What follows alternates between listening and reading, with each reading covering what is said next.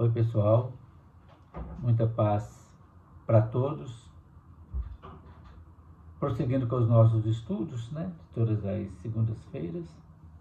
Hoje o nosso estudo é o 76, estamos no volume 3 da obra Sabedoria do Evangelho do Pastorino. E o tema é O Amor Salva, registrado por Lucas, no capítulo 7, versículos de 36 a 50. Lucas registrou assim: um dos fariseus convidou-o para jantar com ele. Entrando na casa do fariseu, reclinou-se à mesa. Havia na cidade uma mulher que era pecadora, e esta, sabendo que ele estava jantando na casa do fariseu, trouxe um vaso de alabastro com perfume e, pondo-se-lhe por trás aos pés a chorar, começou a regá-los com lágrimas e os enxugou com os cabelos de sua cabeça. E beijava-lhes os pés e os ungia com perfume. Ao ver isso, o fariseu que convidara pensava consigo: se esse homem fosse profeta, saberia quem é e de que classe é a mulher que o toca, pois é uma pecadora. E respondeu-lhe Jesus: Simão, tenho algo a dizer-te. Ele disse: fala, mestre. Certo agiota tinha 2 devedores. Um devia 500 denários e o outro 50. Não tendo nenhum dos 2 como que pagar, perdoou a dívida a ambos. Qual deles, portanto, o amará mais? Respondeu-lhe Simão: suponho que seja aquele a quem mais perdoou. Replicou-lhe Jesus: julgaste bem. E virando-se para a mulher, disse a Simão: vês essa mulher? E virando para a mulher, disse a Simão: entrei em tua casa e não me deste água para os pés, mas esta moça regou com lágrimas e os enxugou com seus cabelos. Não me deste ósculo. Ela, porém, desde que entrei, não cessou de beijar-me os pés. Não ungiste minha cabeça com óleo, mas esta, com perfume, ungiu meus pés. Por isso te digo, foram resgatados seus muitos erros, porque ela amou muito. Mas aquele a quem pouco se resgata, pouco ama. E disse a mulher: foram resgatados teus pecados. E os que estavam com ele à mesa começaram a dizer consigo mesmo: quem é esse que até resgata erros? Mas Jesus disse à mulher: tua fé te salvou. Vá em paz. É um trecho muito interessante mesmo, da gente poder entender como é que funciona dentro dessa linha interpretativa o encontro da personalidade, isto é, o ser encarnado, com a individualidade, isto é, a centelha divina que habita em cada um de nós. Vamos lá. Estudando a lição, então. Só Lucas registrou esse episódio. E ele não deve ser confundido com outra cena bem parecida que ocorreu mais tarde na casa de outro Simão, que era um ex-leproso, lá na cidade de Betânia. Quando Maria de Betânia, a mãe da Marta, de Lázaro, fez a mesma cena com Jesus. Então não pode confundir essas duas coisas. São fatos parecidos, mas com pessoas diferentes. E também não pode confundir Maria de Betânia com essa mulher e nem não tem como falar que Maria de Betânia era pecadora. E nem confundir essa história com Maria de Magdala, ou Maria Madalena. Isto é uma outra cena, né? A expressão mulher pecadora, que é usada na Bíblia, é para designar as meretrizes, né, da época. Isso está escrito em Amós, o livro do profeta Amós, lá do Velho Testamento, no capítulo 7, versículo 17. O fariseu também se chamava Simão. É um nome muito comum, tanto que existe o próprio Pedro, né, chamava-se Simão Pedro, tem o Simão o Zelote, era um nome muito comum, né, entre os israelitas naquela época. Esse Simão, então, ele convida Jesus para um jantar em sua casa. E Jesus, conforme registrado em outras passagens, sempre aceita o convite. Isso é muito interessante para a gente entender que quando a gente é convidado, é importante que a gente participe. Porque se alguém convidou a gente, há alguma consideração, seja ela de que nível for. Quando chega no evento, você avalia, né? Alguns estudiosos, então, esses exegetas, né, que estudam profundamente a Bíblia, dizem que se essa mulher fosse uma meretriz, dificilmente ela estaria na casa desse Simão. Mas isso também por outros estudos. Isso ia depender muito de que nível social que essa mulher agiria. Poderia ser meretriz que atuava em segmentos mais humildes, mais pobres, ou de ambientes mais ricos. Poderia acontecer, né? Mas a desenvoltura dela, o modo de proceder, o gesto, sem nenhum acanhamento e sem nenhuma amarra social, e ainda mais a intensidade do amor que ela se desenvolveu naquela passagem, revela que ela não era uma criatura qualquer, já era uma criatura livre de vários preconceitos. Isso faz toda a diferença. Lucas diz que ela trazia um vaso de alabastro com perfume.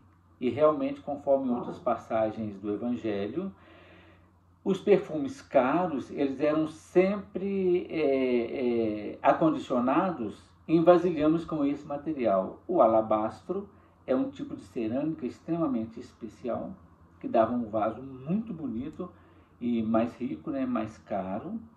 Portanto, os perfumes raros eram guardados em vasos desse material. A expressão chegou aos pés de Jesus, ela é também bem interessante. Naquela época, nós já falamos isso, mas vale a pena repetir,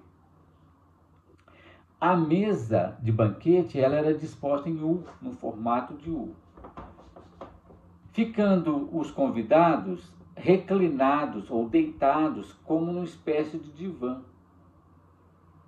ao redor desse U, apoiado no braço esquerdo, deixando a mão direita para pegar o alimento. E pelo centro desse U, os empregados iam ali e serviam a refeição. Dessa forma, então, os pés dos convidados ficavam por trás, né? Ficavam para trás, voltados para as paredes. E foi nesse espaço que a mulher pecadora, né, entre aspas, entrou, prostrou-se no chão a chorar e agarrada aos pés de Jesus. Como visse que as lágrimas dela molhavam os pés de Jesus, ela enxugava carinhosamente com seus cabelos, ao mesmo tempo que os beijava com ardor, né? E depois cingiu com o perfume que trouxera. A cena, então, chocou profundamente esse fariseu puritano, como quase todos os fariseus daquela época eram extremamente rigorosistas, né? Eram bastante puritanos mesmo, né? E logo então ele tirou a conclusão a respeito da sensibilidade mediúnica de Jesus, que ele disse, esse moço não é profeta coisa nenhuma, porque se fosse profeta, ele então iria ver quem que é essa mulher que está rodeando ele, né? Talvez porque eles eram fariseus e conheciam a letra do Velho Testamento, possivelmente ele se recordou das passagens lá do Velho Testamento que diz que o profeta, ele percebe o grau de moralidade das pessoas com uma simples aproximação. Isso está escrito lá no Velho Testamento, nos livros de Reis, né? Então eu falava assim, poxa, se os profetas do Velho Testamento sentiam como é que era a moralidade de determinada pessoa quando ela se aproximava, então Jesus não tá sabendo que essa mulher é uma prostituta, então ele não é médium coisa nenhuma, ou não é um profeta coisa nenhuma, né? Jesus, como a gente fala assim brincando, já estava comendo a broa enquanto o pessoal estava preparando o terreno para plantar o milho. Jesus, então, como mestre que era, sempre, né, buscou uma forma de ensinar. E falou o seguinte, eu vou provar para você que esse julgamento que você fez, ele é precipitado e injusto. E propôs a parábola, né, dos dois devedores. Um devia 500, outro devia 50, e eles não tendo como pagar, o credor perdoou a dívida. E ele pergunta, qual dos dois que vai ser mais grato ao Senhor? Né? Aí o Simão, não querendo se comprometer com nada, é interessante que ele responde assim, eu suponho. Ele não garantiu. Eu suponho que seja aquele que tinha maior dívida, né? Que acabou recebendo um perdão maior. E Jesus aprova plenamente a interpretação dele daquilo que Jesus havia contado, né? Jesus então aponta para a mulher e salienta, isso é muito interessante, a diferença de tratamento dele, que era um anfitrião, e da pecadora. Ele diz, o tratamento que você me deu foi um tratamento austero e frio. Não foi o mesmo amor esfuziante e desinibido demonstrado para a mulher publicamente por mim.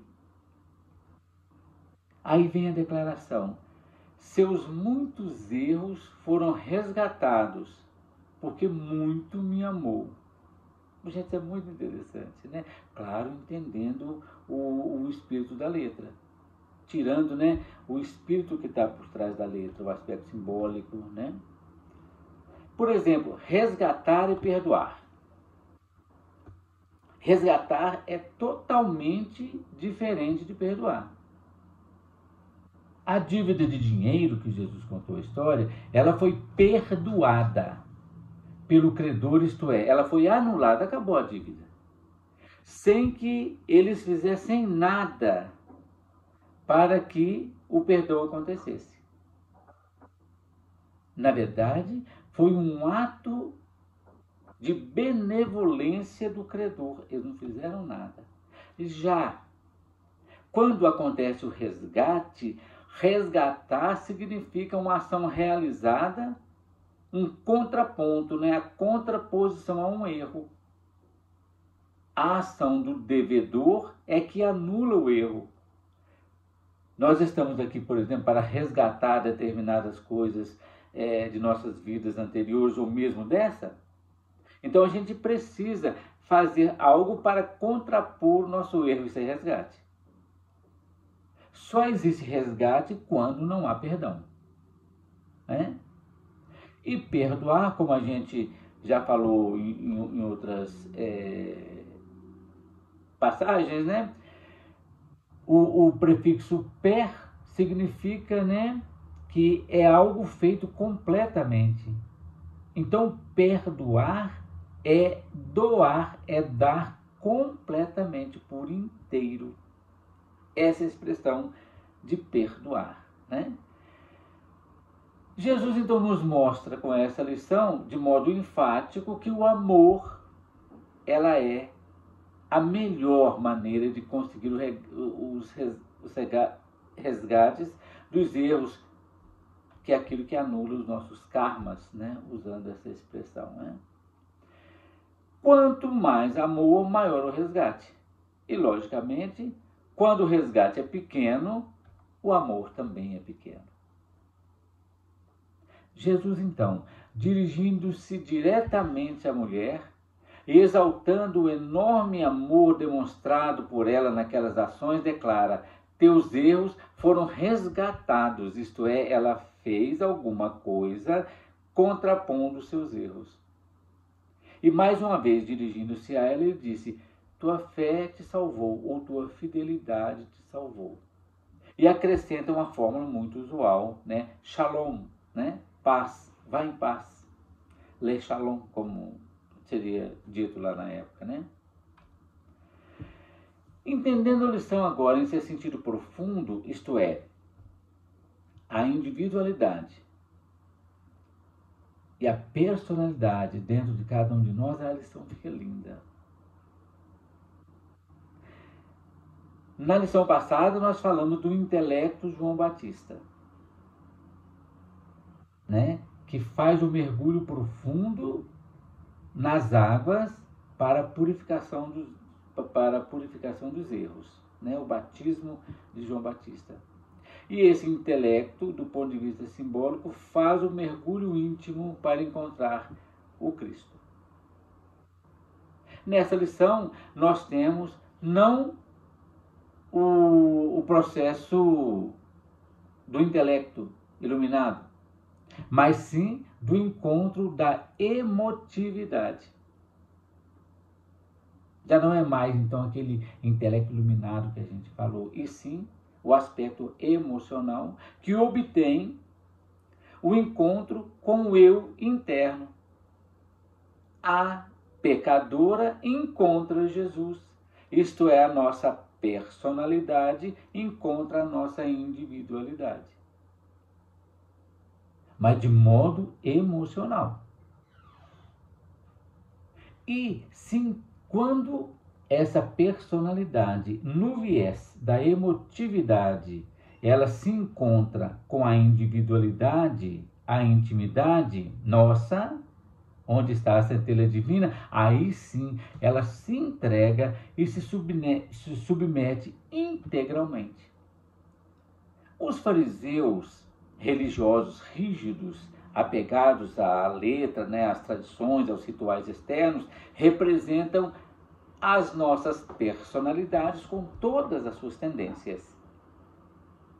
A crítica, né, a emotividade deles e a intelectualidade, o intelectual dele, melhor dizendo, isso tudo dentro representando a nossa personalidade.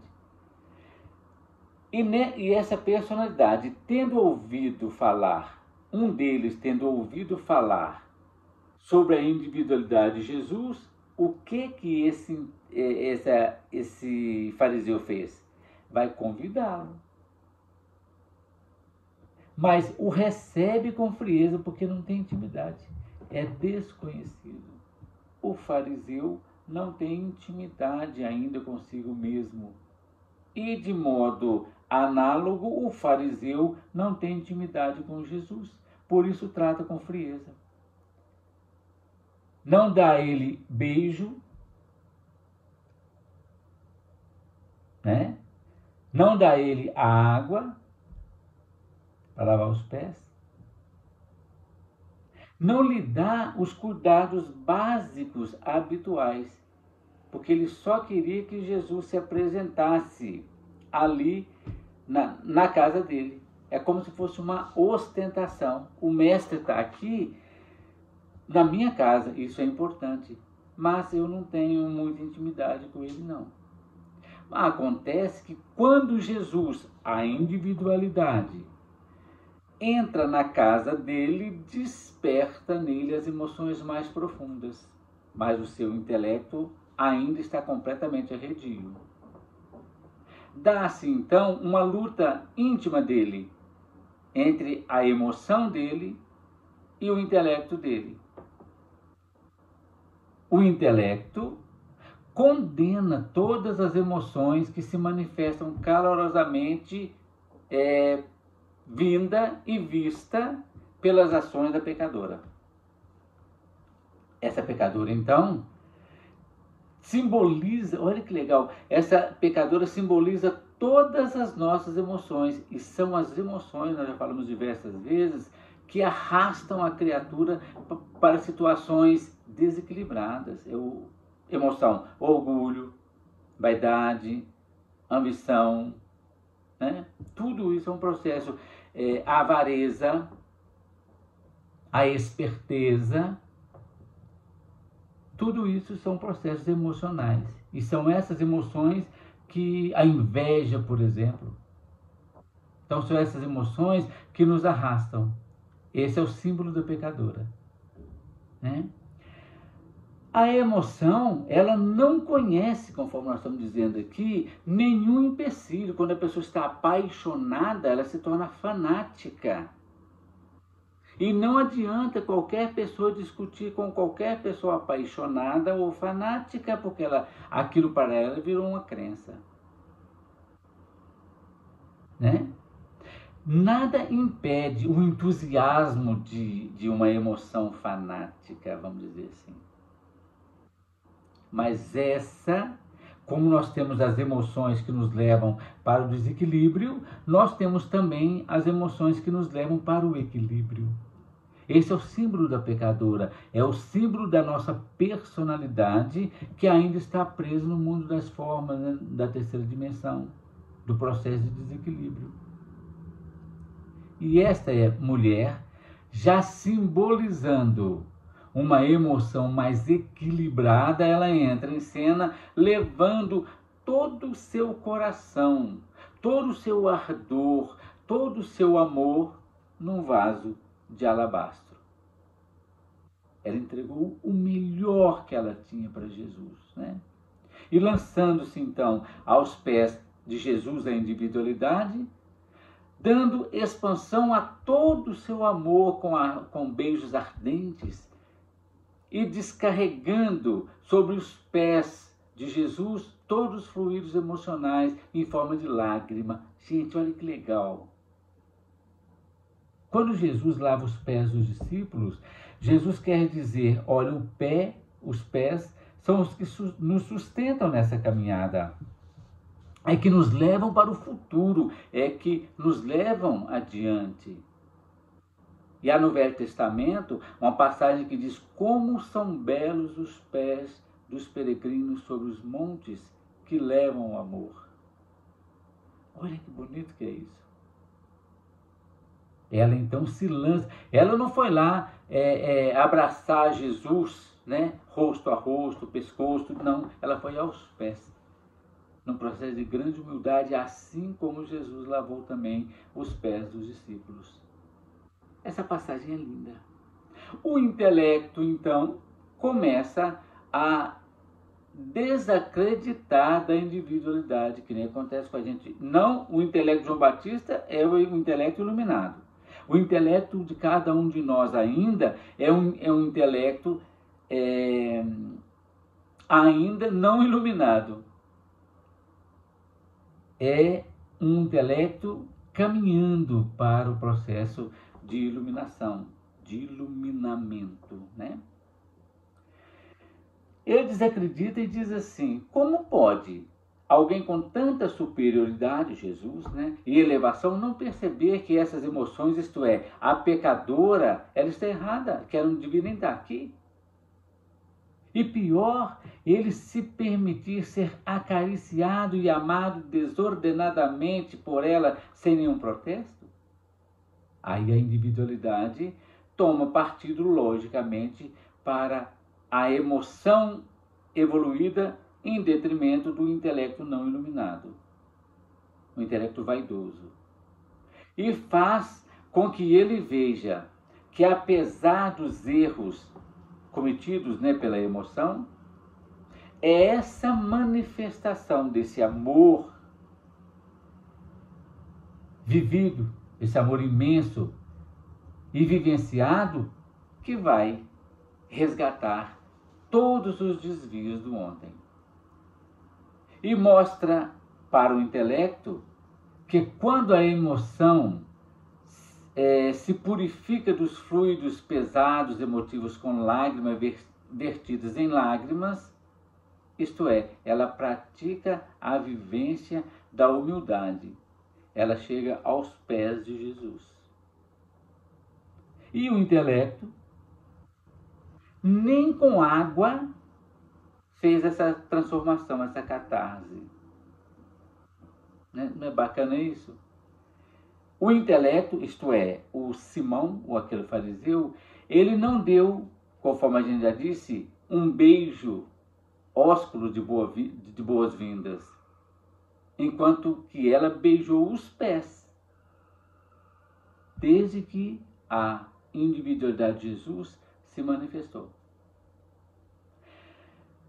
Diz então a individualidade que, ao manifestar-se no intelecto perquiridor e curioso, este não ungiu a cabeça de Jesus com óleo, isto é, não purificou suas lutas íntimas, mas prosseguiu perturbando a mente da individualidade com suas dúvidas e críticas, ao passo que a emoção quebrou o vaso de alabastro, que é um vaso caro, conforme nós dissemos, né? Simbolizando ali, quebrou o seu coração e derramou seu perfume de amor humildemente aos pés do Cristo da individualidade. E a conclusão é óbvia. O corpo de emoções é o corpo emocional que vibra no processo astral que ainda é sujeito à lei, obtém através desse amor intenso e profundo o resgate dos seus karmas. E isso só é conseguível através da fé. De uma fé verdadeira, raciocinada, de uma fidelidade inabalável na individualidade. Amando essa individualidade e expressando corajosamente com todo o seu amor, sem qualquer resquício de dúvida. Encerrando então esse conjunto simbólico, essa leitura é muito rica, nós temos aqui uma coisa bem interessante em relação ao simbolismo das palavras, né? A oliveira simboliza a paz. E é da oliveira que vem o óleo, o azeite que vai ser perfumado como símbolo de pacificação. E o resultado vai ser a paz. E para celebrar essa paz, é necessário que a personalidade entregue à individualidade sem nenhuma reserva tudo de melhor que ela já conseguiu, já amealhou ao longo da sua experiência no mundo das formas. E essa entrega deve se dar no mais profundo do nosso coração sagrado, no íntimo de cada um de nós. Gente, o estudo é esse, é um estudo que eu gosto muito, é bem profundo, extremamente significativo. Obrigado, então, e na segunda a gente volta com mais um trecho dessa obra. Obrigado, gente. Muita paz.